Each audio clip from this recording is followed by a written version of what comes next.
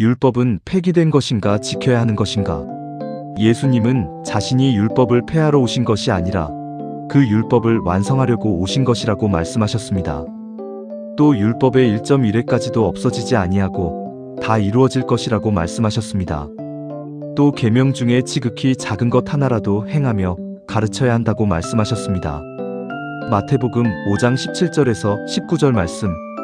그런데 바울 사도는 우리를 거스리고 우리를 대적하는 의문에 쓴 증서 즉 율법을 도말하시고 제하여 버리사 십자가에 못 박으시고라고 가르치고 있습니다.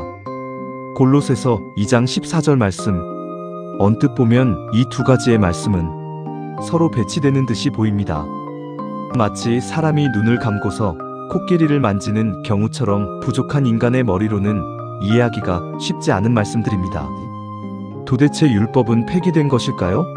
아니면 아직도 유효하여 우리가 계속 지켜야만 하는 것일까요? 구약의 율법은 크게 세 종류로 구분해 볼 수 있습니다. 도덕법과 의식법과 관습법이 그것들입니다. 도덕법은 십계명 등이고 의식법은 제사법과 성결법을 말하며 관습법은 내 이웃의 지게표를 옮기지 마라 등 구약시대 당시 이스라엘의 사회문화적 상황을 반영한 것입니다. 더 세부적으로 들어가면 음식법, 재판법, 절기법 등 다시 여러 부분으로 분류될 수 있습니다. 오늘날 신약시대에 와서는 의식법 즉 제사법과 성결법은 예수님의 십자가의 대속 사역으로 모두 다 완성되었습니다. 우리가 예수님을 믿고 영접했을 때 우리 안에 거하시는 예수님의 대속의 은혜를 통해서 하나님께서는 우리 그리스도인들이 모든 의식법 즉 제사법과 성결법을 다 지킨 자라고 간주해 주시는 것입니다.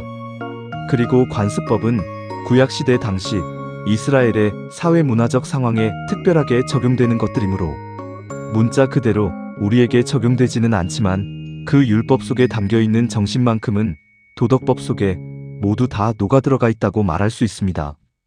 세 가지 율법 중에서 도덕법은 아직도 유효합니다. 교회에서도 십계명은 지켜야 한다고 가르치고 있지 않습니까? 그런데 예수님은 이 십계명을 더욱 높은 차원으로 높이셨습니다. 천국과 비슷한 수준으로 예수님과 비슷한 수준으로 더욱 높이셨습니다. 산상수훈을 보면 알 수 있듯이 육체적 살인과 간음의 금지를 정신적 살인과 간음의 금지로 그 수준을 더욱 높이셨습니다. 이 업그레이드된 십계명 외에도 예수님은 우리에게 여러 가지 계명들을 더 주셨습니다. 원수까지도 사랑해라. 비판하지 마라. 사람들을 용서해야 하나님도 너희를 용서하신다 등등 아주 많습니다. 내가 새 계명을 너희에게 주노니 서로 사랑하라. 나의 계명을 가지고 지키는 자라야 나를 사랑하는 자니 등등 여러 계명들을 주시면서 지키라고 하셨습니다. 글을 정리하겠습니다.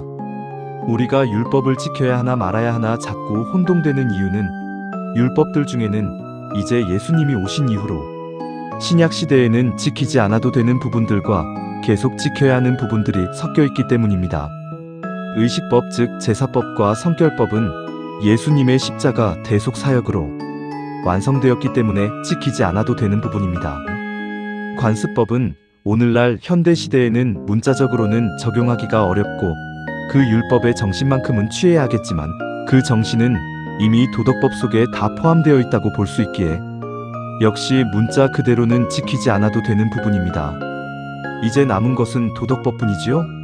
구약에 나오는 십계명을 포함한 도덕법들과 신약에 나오는 예수님이 주신 계명들은 우리가 잘 지켜야만 하는 계명들입니다.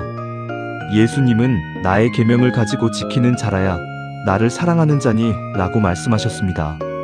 마지막으로 여기서 우리가 주의 깊게 한번 생각해 볼 문제가 있습니다. 우리가 십계명과 예수님의 계명들을 잘 지켜보려고 아무리 노력해도 매번 거의 잘 해내지 못하고 있는 우리 자신을 발견하게 됩니다. 예, 그렇습니다. 성령님을 의지하지 않고 자기 자신 즉 옛 육신을 의지하여 신앙생활을 하려고 하는 우리들에게 하나님의 계명들은 여전히 다시 한번 몽학선생의 역할을 감당하고 있는 것입니다. 하나님께서는 구약시대에 율법과 함께했던 이스라엘의 역사를 통하여 아담 이후로 죄인이 된 인간들 스스로는 결코 하나님의 구원에 도달할 수가 없다는 진리를 깨닫게 하셨습니다. 구약시대의 율법은 결국 사람들을 예수 그리스도께로 인도하는 몽학선생의 역할을 감당한 것이었습니다. 타락한 인간의 죄는 오직 예수님의 보혈로만 용서받고 씻음받을 수가 있으며 말씀대로 계명대로 하나님의 뜻대로 사는 삶은 죄성에 물든 육신의 노력으로가 아니라 오직 거룩하신 성령의 도우심으로만 가능하다는 복음의 진리로 돌아가야 합니다. 우리는 항상 복음의 진리로 돌아가야 합니다. 타락한 인간의 죄성으로 인해 하나님의 뜻과 말씀대로 살 수 없는 우리들을 위해 예수님이 십자가의 대속의 죽음을 죽으셨고 그 예수님의 대속의 죽음을 믿는 자들의 죄를 용서해 주셨고 그를 믿는 자들에게 성령을 주셨으며 그 성령님을 의지하여 살아갈 때만 우리가 말씀대로 계명대로 살아갈 수가 있게 되는 것입니다.